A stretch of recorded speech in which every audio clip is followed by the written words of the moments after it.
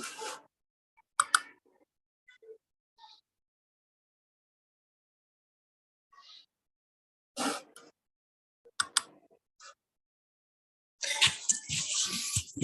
عليكم ورحمة الله وبركاته. الحمد لله رب العالمين، الصلاة والسلام على أشرف الأنبياء والمرسلين وآله وأصحابه أجمعين. أما بعد فأعوذ بالله من الشيطان الرجيم. بسم الله الرحمن الرحيم. يا أيها الذين آمنوا كتب عليكم الصيام كما كتب على الذين من قبلكم لعلكم تتقون. صدق الله مولانا العظيم. وقال رسول الله صلى الله عليه وسلم: من صام رمضان إيمانا واحتسابا غفر له ما تقدم من ذنبه أو كما قال عليه الصلاة والسلام. আলহামদুলিল্লাহ, এটি আমাদের পর্যায়ন ইলম কোর্স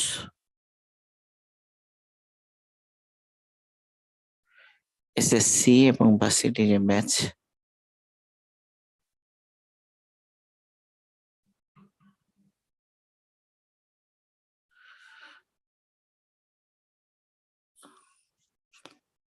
এর ফিকহুস সওম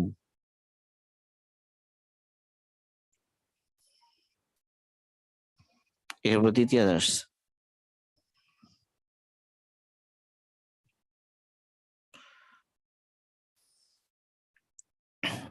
দশই জানুয়ারি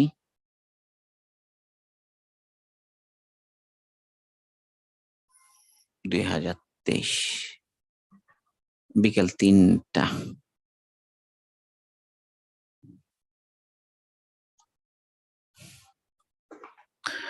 তো আমাদের আজকে আলোচনা হলো রোজা ভঙ্গের কারণ সমূহ, কখন ভাঙ্গে কোন ভাঙ্গে না, কোন কাজা ওয়াজিব হয়, কোন কাফারা ওয়াজিব হয়।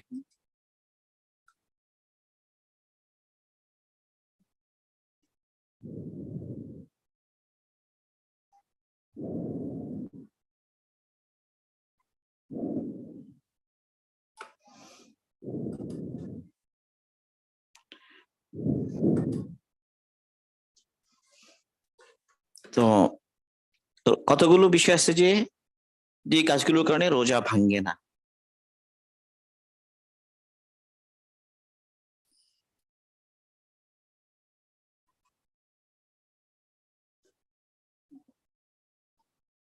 রোজা ভাঙ্গে না এই ধরনের কাজগুলো, এক হলো ভুলে খাওয়া বা পান করা,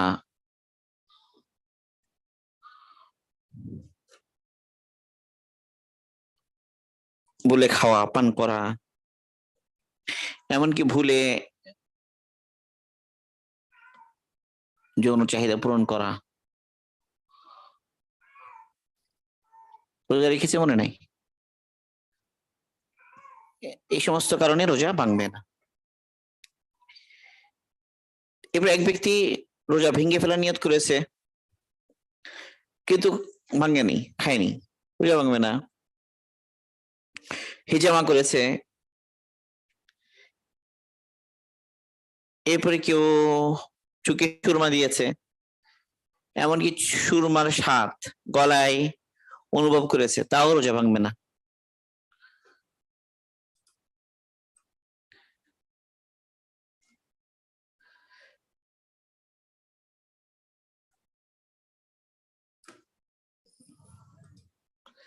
তাহলে আমরা যেগুলো বললাম, 2 নম্বরে হিজামা করলে, 3 চোখে সুরমা দিলে,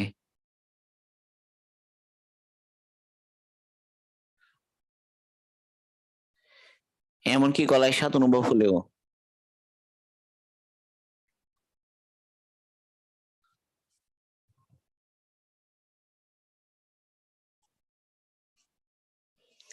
তাহলে চোখে সুরমা দিলে যেমন ভাঙবে না, চোখে ড্রপ দিলেও ভাঙবে না। চোখে যদি ড্রপ দেয়, গলায় স্বাদ অনুভব হলেও রোজা ভাঙবে না।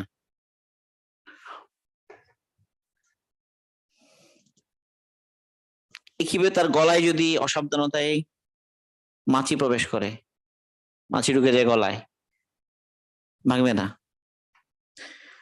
অনিচ্ছাকৃত ধোঁয়া, যে মানে অনেক বেশি ধোঁয়া ছিল এক জায়গায়, তো ধোঁয়া গলায় প্রবেশ করেছে বা নাক মুখ দিয়ে প্রবেশ করেছে, ভাঙবে না।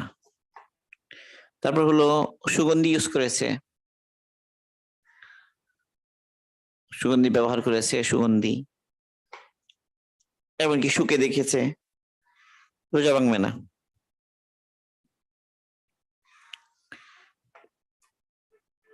কানে, কানে যদি কোনো ফাটা না থাকে তাহলে কানে পানি ঢুকুক বা তেল ঢুকুক,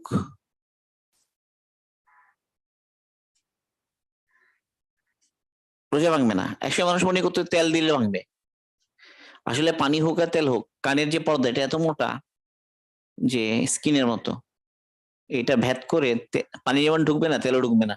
তাহলে এখানে কোনো ওষুধ দিলেও যদি কানের পর্দা ঠিক থাকে তাহলে ভাঙবে না। হ্যাঁ, কানের পর্দা ফাটা থাকলে তখন হুকুম ভিন্ন, সেটা আমরা অন্য সময় আলোচনা, অন্য অন্য এরপরের বিষয়ে জায়গায় আলোচনা করবো। তো এই সমস্ত কারণে রোজা ভাঙবে না। আরো কতগুলো আমরা বলতে পারি, যেমন ইনসুলিন দিলে রোজা ভাঙে না, তারপর হলো কোনো ইনজেকশন দিলে রোজা ভাঙবে না, এমনি স্যালাইন দিলে রোজা ভাঙবে না, রক্ত দিল কারো শরীরে রোজা ভাঙবে না, কেউ অন্যকে রক্ত দিল রোজা ভাঙবে না, কারো রক্তপাত হলো রোজা ভাঙবে না, কিচ্ছুতেই ভাঙবে না। মাপার জন্য, কোন টেস্ট করার জন্য রক্ত নিল, তো রোজা ভাঙবে না।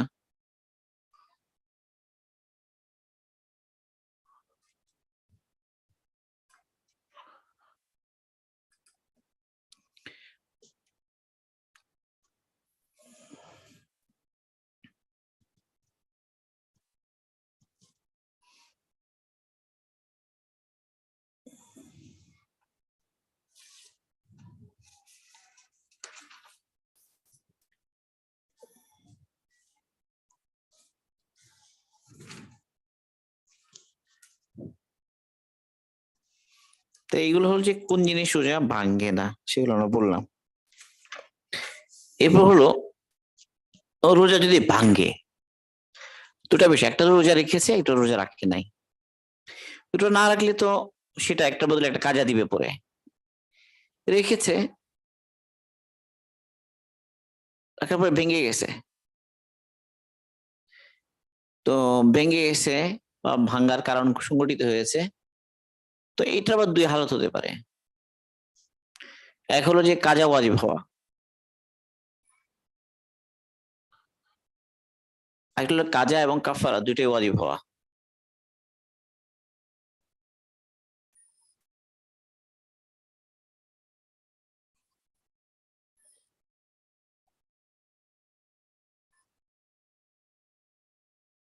দুইটা সুরত, কিছু কোন বিষয় আছে যে রোজা ভাঙবে, তো কাজা ওয়াজিব হবে শুধু, পরবর্তী একটার পরিবর্তে একটা কাজা বলা হয় যে একটার পরিবর্তে একটা।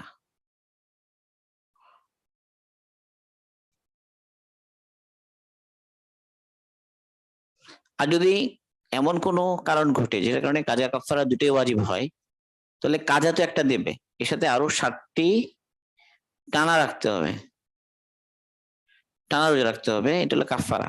মাঝখানে ভাঙতে পারবে না, একটা না, মাঝখানে ভেঙে ফেললে আবার প্রথম থেকে শুরু করতে হবে, এটা হলো কাফারা। যাক, সেগুলো আমরা আলোচনা করছি।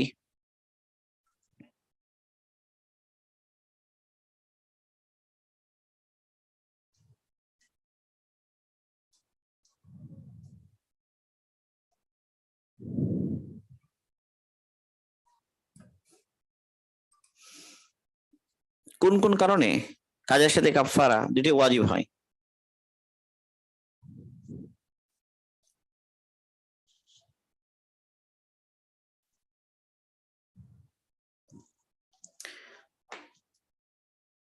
এক নম্বর হলো যে রোজাদার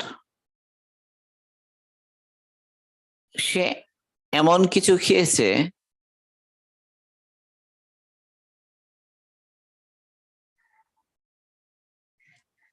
মানে যা খাবার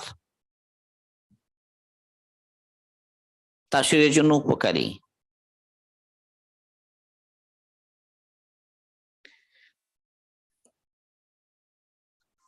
ঔষধও হতে পারে, যে শরীরে উপকারী। এগুলো সাধারণত মানুষের কি হয়, মানুষের রুচি, মানুষের জন্য রুচিকর এরকম খাবার, রুচিতে বাধে এরকম কোনো জিনিস না।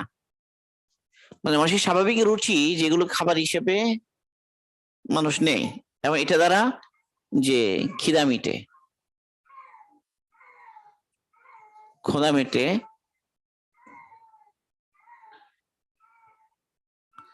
এই ধরনের যে কোনো জিনিস যদি সে খায় যেটা খাবার, মানে খাবার হিসেবেই যেটা সবার কাছে গ্রহণীয়, তো এই ধরনের কোনো জিনিস যদি খেয়ে ফেলে ইচ্ছাকৃত ভাবে,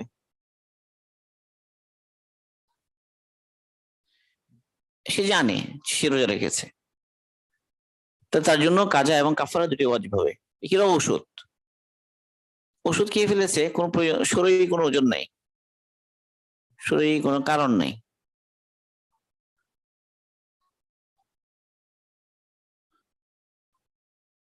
হ্যাঁ কোন রোগের তীব্রতায় তো ওষুধ খেতে পারে, কখনো কোনো ইমার্জেন্সি কন্ডিশন হলে সেটা ভিন্ন, এমনিতে কোনো কারণ নেই সে খেয়ে ফেলেছে। পানি পান করেছে, অথবা অন্য কোনো পানীয় পান করেছে, অথবা সে স্ত্রী সহবাস করেছে, যৌন চাহিদা পূরণ করেছে। যৌন চাহিদা বলতে মানে জাস্ট সহবাস করা বোঝানো হচ্ছে। তাহলে সবগুলোতে কি হবে, কাজা এবং কাফারা দুইটি ওয়াজিব হবে।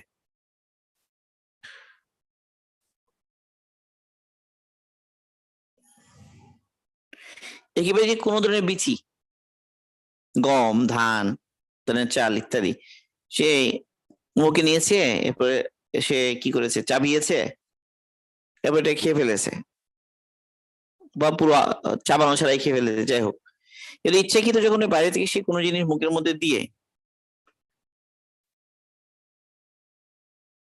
যদি সে খেয়ে ফেলে, তাহলে রোজা ভাঙবে এবং কাজা কাফারা দুটি ওয়াজিব হবে।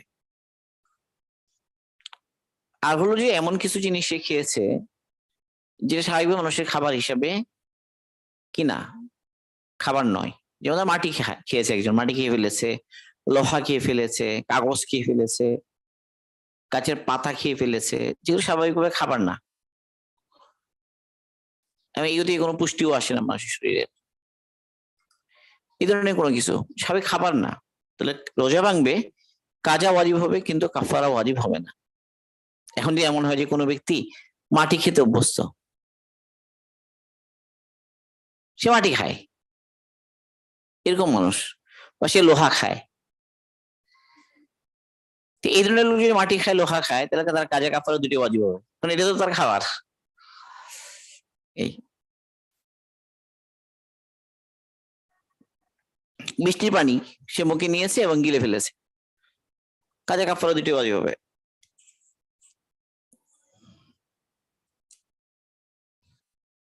তাহলে কাফারা কখন ওয়াজিব হয়, কাফারা ওয়াজিব হলো এটা রমজানের রোজার ক্ষেত্রে, তাই কাফারা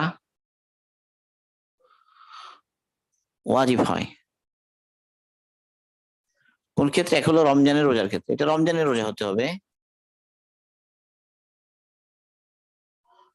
এবং রমজান মাসে, কাজা না, রমজানের রোজা।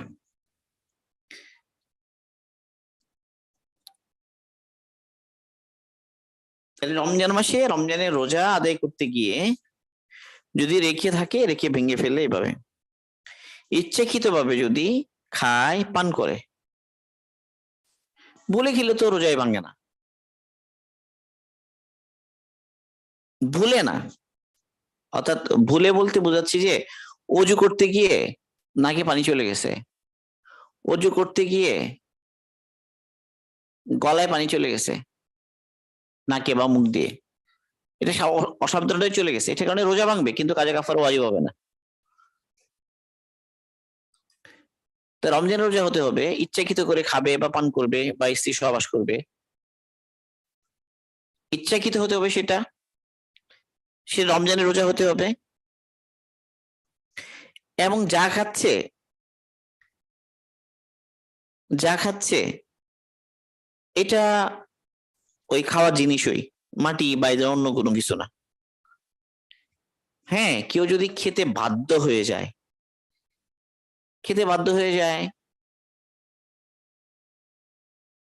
ধরে কোনো ডায়াবেটিসের পেশেন্ট রমজান মাসে রোজা রেখেছে, তার সুগার হাইপোগ্লাইসেমিয়া হয়ে সুগার কমছে, এখন এমন অবস্থা যে না খেলে সে মারাই যাবে, বেহুঁশ হয়ে যাবে। তো এখন তো এটা তো বাধ্য হয়ে খাচ্ছে, কেউ জোর করে খাইয়ে দিয়েছে, জোর করে জোর জবরদস্তি করে খাইয়ে দিয়েছে। এই ধরনের কন্ডিশনে কাফারা ওয়াজিব হবে না। এই কন্ডিশনের মধ্যে খেতে দিতে বাধ্য হয়ে যায়, তার কাফারা ওয়াজিব হবে না। কেউ জোর করে খাইয়ে দেয়, তাও কাফারা মানে কাজা ওয়াজিব হবে, কাফারা ওয়াজিব হবে না। রোগের কারণে বাধ্য হয়ে খায়,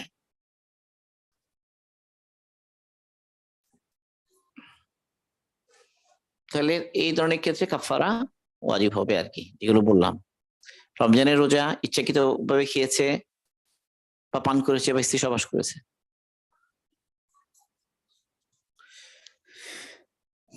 কাফারা কিভাবে আদায় করবে? কাফারা আদায় করার জন্য আসলে কতগুলো কথা আছে। এক হলো যে গোলাম আজাদ করা, এটা একটা আছে। এরপরে 2 মাস একাধারে রোজা রাখা, মাঝখানে বাদ না দিয়ে। তবে ঈদের দিন এবং ঈদ উল আজহার পরে যে আইয়ামুত তাশরিক আছে, এই সময়গুলোতে যেন না হয়। এটা যদি কেউ না পারে, তো 7 জন মিসকিনকে খাবার খাওয়াবে।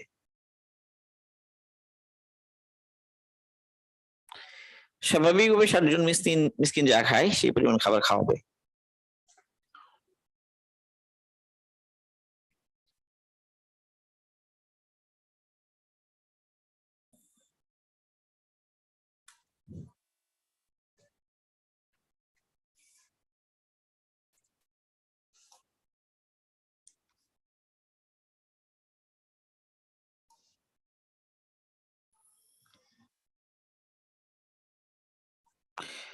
সাদকাতুল ফিতর যে পরিমাণ, সে পরিমাণ যদি দেয়,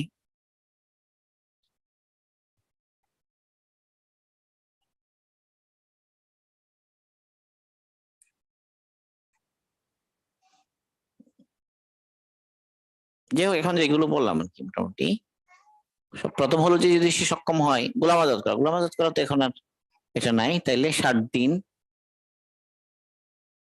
টানা রোজা রাখা, 2 মাস টানা রোজা রাখবে। এটা না হলে 7 জন মিসকিনকে 2 বেলা খাবার খাওয়াবে।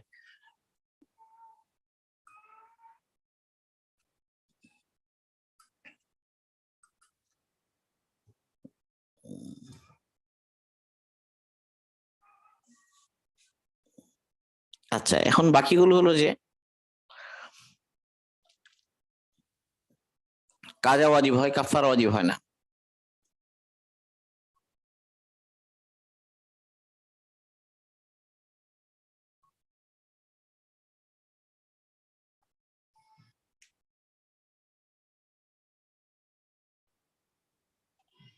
অলরেডি আমি কয়েকটা বলেছি।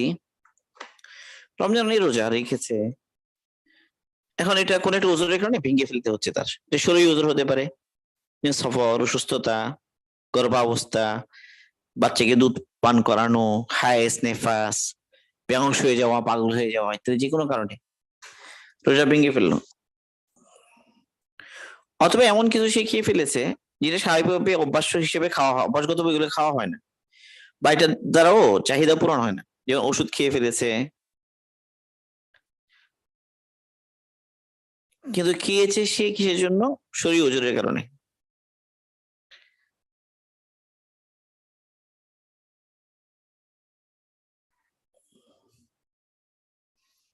তো এই ধরনের জিনিসে কাজা ওয়াজিব হয়, কাফারা ওয়াজিব হয় না।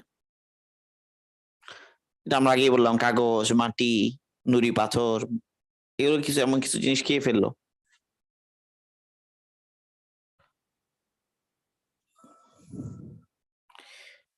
এরকম যে কোনো জিনিস, স্বর্ণ রূপা যে কোনো জিনিস গিলে ফেললে তার রোজা ভেঙে যাবে।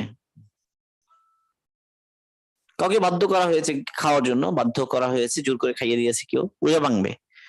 পরে কাজা ওয়াজিব হবে, কাফারা ওয়াজিব হবে না। কেউ মনে করেছে রাত এখনো বাকি আছে, রাত বাকি আছে মনে করে সে সেহরি খেয়েছে, অথচ রাত বাকি নাই, তো তার রোজাটা হয় নাই, ভেঙে গেছে। একে ইফতারের সময় হয়ে গেছে মনে করে ইফতার করে ফেলেছে, আসলে ইফতারের সময় হয় নাই, তো রোজা ভেঙে যাবে। পরে কাজা কাজা দিবে। কুলি করার সময় বা নাকে পানি দেওয়ার সময় ভুলে পানি গলায় চলে গেছে, তো রোজা ভেঙে যাবে। কেউ ইচ্ছে করে বমি করতে চাইছে এবং সেই বমিটা মুখ ভর্তি করে হয়েছে, তো রোজা ভেঙে যাবে। গলায় যদি বৃষ্টির পানি, বরফ গলা পানিতে যদি প্রবেশ করে, রোজা ভেঙে যাবে, অনিচ্ছাকৃত আর কি। কিভাবে যদি রমজানের যে বাইরে যদি অন্য কোনো রোজা কিভাবে কি করে, সে রোজা ভেঙে ফেলে, তাইলেও পরে একটা কাজা দিতে হবে। ইচ্ছাকৃত ভাবে যদি কেউ ধোঁয়া টেনে নেয় নাক দিয়ে, রোজা ভেঙে যাবে।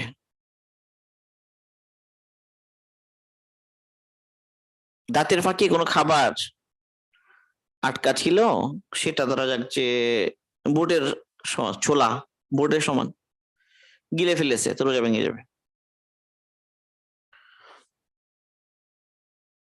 যাই হোক, এই সমস্ত কারণে রোজা ভাঙলে তাকে কাজা দিতে হবে, একটা কাফারা আদায় করতে হবে না।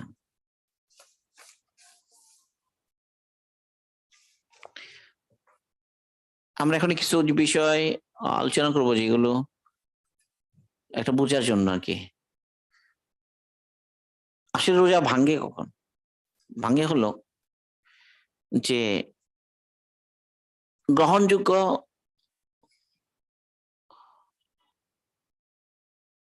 বস্তু, মানে যেটা রোজা ভাঙার মতো গ্রহণযোগ্য হতে হবে, গ্রহণযোগ্য ছিদ্রপথ দিয়ে শরীরে প্রবেশ করতে হবে, গ্রহণযোগ্য খালি জায়গা শরীরের ভিতরে এখানে পৌঁছতে হবে, গ্রহণযোগ্য পদ্ধতিতে প্রবেশ করতে হবে।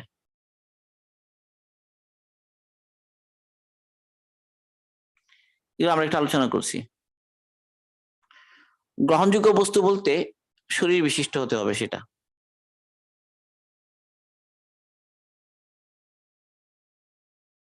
শরীর বিশিষ্ট নয় এমন কিছু যদি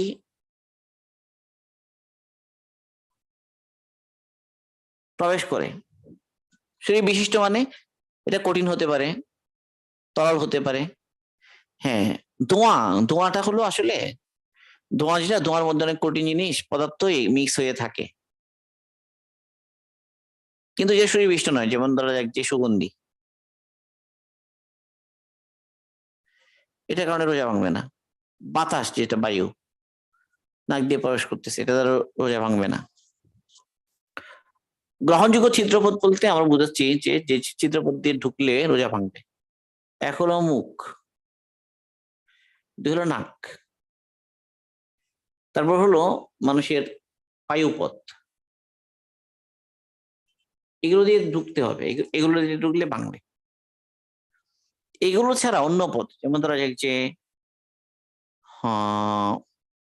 প্রস্রাবের রাস্তা, মেল ফিমেল উভয়ের ক্ষেত্রে,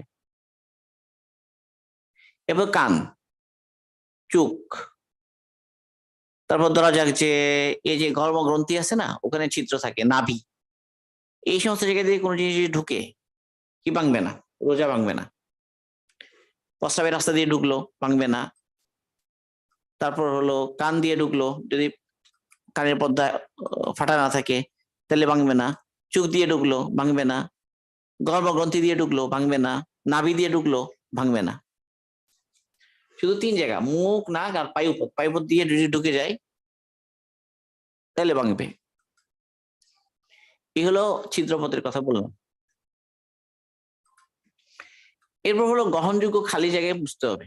আমাদের শরীরে অনেক খালি জায়গা আছে, যেমন লাংস ও খালি জায়গা, ফুসফুস, ফুসফুসে ঢুকলে কি হবে না, রোজা ভাঙবে না। এগিয়ে প্রস্রাবের যে থলে, এটাও একটা ভিতরে খালি জায়গা, এখানে ঢুকলে ভাঙবে না। মেয়েদের যে জরায়ু আছে, জরায়ু একটা খালি জায়গা, কিন্তু এখানে ঢুকলে ভাঙবে না। তাহলে ভাঙবে কোথায়? ভাঙবে হলো এই যে আমাদের মুখ বা নাকের পিছনে যে গলা, গলার শুরু, গলা, এই অর্থাৎ খাদ্য নালী যেটা বলতে পারি আমরা, খাদ্য নালী থেকে শুরু করে একদম পায়ুপথ পর্যন্ত, ক্ষুদ্রান্ত বৃহদান্ত যেগুলোকে বলে, ইন্টেস্টাইন, স্টোমাক, এই যে পুরো পথ, এই পুরো পথের মধ্যে গিয়ে মুছতে হবে। এখানে যদি পৌঁছে তাহলে তার রোজা ভাঙবে, নাহলে ভাঙবে না। আর গ্রহণযোগ্য পদ্ধতি বলতে আমরা বুঝাচ্ছি যে, গ্রহণযোগ্য পদ্ধতি মানে হলো যে ওখানে গিয়ে স্থির হতে হবে, গিয়ে ওখানে পৌঁছে স্থির হতে হবে, স্থির হওয়া। তাহলে কি হবে না, ভাঙবে। স্থির না হলে ভাঙবে না। কেউ ধরা যাক যে একটা সুতার সাথে একটা কয়েন বেঁধে বা কিছু একটা বেঁধে গিলে ফেলেছে, আবার ওখান থেকে ওইটা টেনে আবার নিয়ে এসেছে। বা একটা গোস্তের টুকরা ধরা যাক যে একজন সুতুই বেঁধে গিলে ফেলেছে, এরপরে আবার টেনে নিয়ে এসেছে। এটা যদি সম্ভব হয় আর কি, রোজা ভাঙবে না, কারণ ওখানে স্থির হতে হবে গিয়ে। তাইলে এই কথাটা বোঝার জন্য বললাম যে গ্রহণযোগ্য পথ দিয়ে গ্রহণযোগ্য খালি জায়গায় পৌঁছতে হবে, এবং গ্রহণযোগ্য পদ্ধতিতে পৌঁছতে হবে, গ্রহণযোগ্য বস্তু হতে হবে সেটা, এবং গিয়ে স্থির হওয়ার কথা বললাম, পদ্ধতির কথা বললাম। তাহলে এই সমস্ত বিষয় বুঝলে তাহলে সহজে আমরা বুঝবো যে কখন রোজা ভাঙবে, কখন ভাঙবে না। তাহলে যদি এন্ডোস্কোপি করে,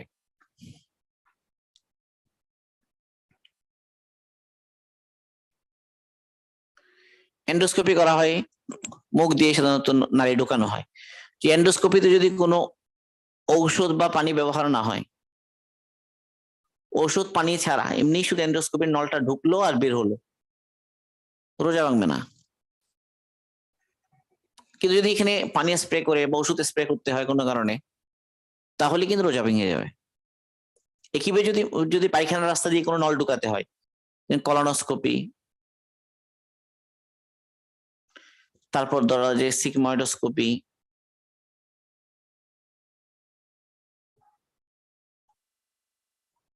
সিগময়েডোস্কোপি,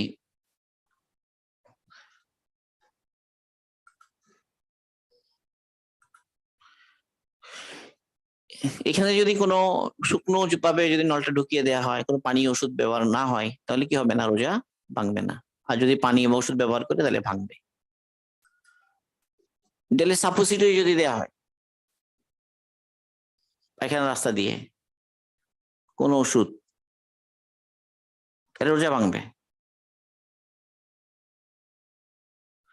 আর যদি সামনের রাস্তা দিয়ে যদি দেওয়া হয়, মেল ফিমেল উভয় ক্ষেত্রে যদি কোনো ওষুধ দেওয়া হয় বা কোনো কিছু দেওয়া হয়, ভাঙবে না, সেক্ষেত্রে ভাঙবে না। আচ্ছা, তাহলে আরেকটা হলো ইনজেকশন দিলে ভাঙবে না, ইনসুলিন দিলে ভাঙবে না, রক্ত দিলে বা নিলে ভাঙবে না। কেন? এগুলো বোঝা যাচ্ছে যেহেতু এটা অন্য পথ দিয়ে ঢুকছে। ইনজেকশন দিলেও ভাঙবে না, কারণ হলো সেটা গ্রহণযোগ্য পথ দিয়ে ঢুকে নাই, অন্য পথ দিয়ে ঢুকেছে। এমনকি পুষ্টি পেলেও ভাঙবে না। তাহলে সেই ক্ষেত্রে এগুলো মাকরু হবে আর কি, প্রয়োজন ছাড়া ইনজেকশন দেয়া, স্যালাইন দেয়া।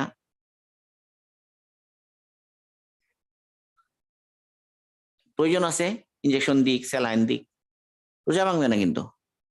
বাকি শক্তিবর্ধক স্যালাইন দেয়া এটা মাকরু, মাকরু, কিন্তু রোজা ভাঙবে না।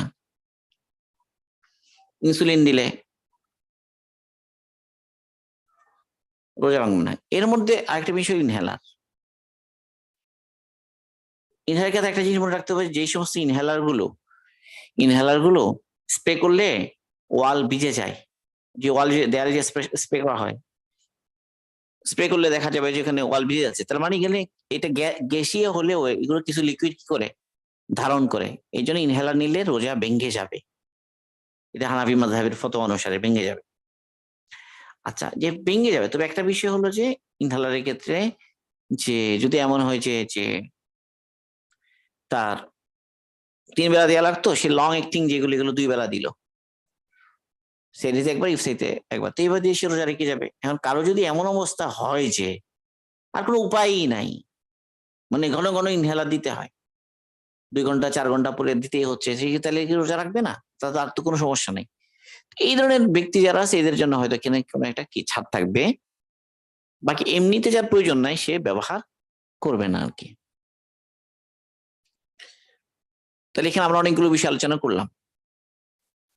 তাহলে প্রস্রাবের পথ দিয়ে যদি কোনো টেস্ট বা এক্সামিনেশন করা হয়, সিস্টোস্কোপি করা হলো বা ইউটেরোস্কোপি করা হলো বা এরকম কিছু একটা করা হলো, তো এই সমস্ত ক্ষেত্রে সামনের পথ দিয়ে পুরুষ পুরুষ মহিলা উভয়ের ক্ষেত্রে রোজা ভাঙবে না। পিছনের রাস্তা দিয়ে যদি করে, বললাম যে ওষুধ এবং পানি ইউজ হয়, তাহলে ভেঙে যাবে। মোটামুটি এই আলোচনাগুলো আমরা করলাম। রক্ত পড়লো, রোজা ভাঙবে না। আচ্ছা, বুলেট যদি কাউকে গুলি করা হয় পেটের মধ্যে দিয়ে, সে স্ট্যাব ইঞ্জুরি হলো, স্ট্যাব ইঞ্জুরি হয়ে ওই স্টোমাক ছিদ্র হয়ে গেল ভিতরে, বা ইন্টেস্টাইন ছিদ্র হয়ে গেল, সেই ক্ষেত্রে কিন্তু রোজা ভেঙে যাবে। মাথায় যদি কোনো আঘাত পায়, সেখানে যদি কোনো ওষুধ দেওয়া হয়, রোজা ভাঙবে? ভাঙবে না, কারণ মাথা থেকে পেটে যাওয়ার কোনো কি নাই, পথ নাই, কোনো পথ নাই। হ্যাঁ, কান যদি কানের পর্দা দিয়ে ফাটা থাকে এবং যদি কোনো ড্রপ দেওয়া হয় মধ্যকর্ণে কোনো ইনফেকশনের কারণে, মধ্যকর্ণ বলা হয় যে কানের যে পর্দা, পর্দা ফেটে যাওয়ার পরের অংশটা, মানে এখানে 3টা কর্ণ আছে, বহির্কর্ণ, মধ্যকর্ণ, অন্তঃকর্ণ। তো মধ্যকর্ণে যদি এখানে একটা টিউব আছে, ইউস্টেশন টিউব বলা হয়, এটার সাথে গলার সাথে যোগাযোগ আছে, মধ্যকর্ণের সাথে গলার যোগাযোগ আছে। তো এই জন্য যদি কি হয়, এমন কোন ড্রপ দেয়া হয় যেটা কান ফাটা, মধ্যকর্ণে ইনফেকশন হয়েছে, সিএসওএম এগুলোতে হয় সাধারণত, তো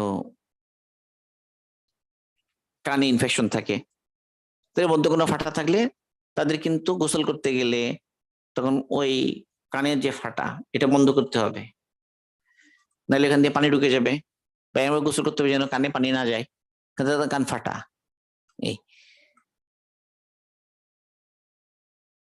মোটামুটি কিছু আমরা জরুরি মাসাইল আলোচনা করলাম, যেগুলো রোজা ভাঙার সাথে সম্পর্কিত আর কি।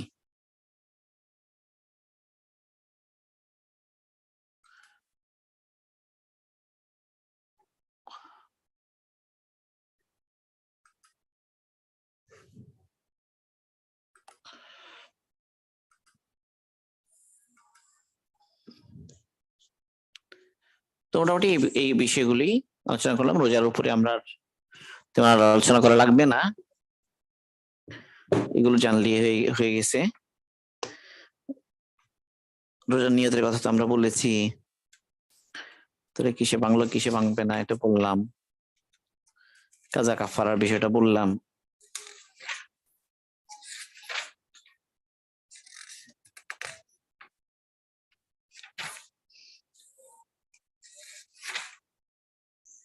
মোটামুটি শেষই।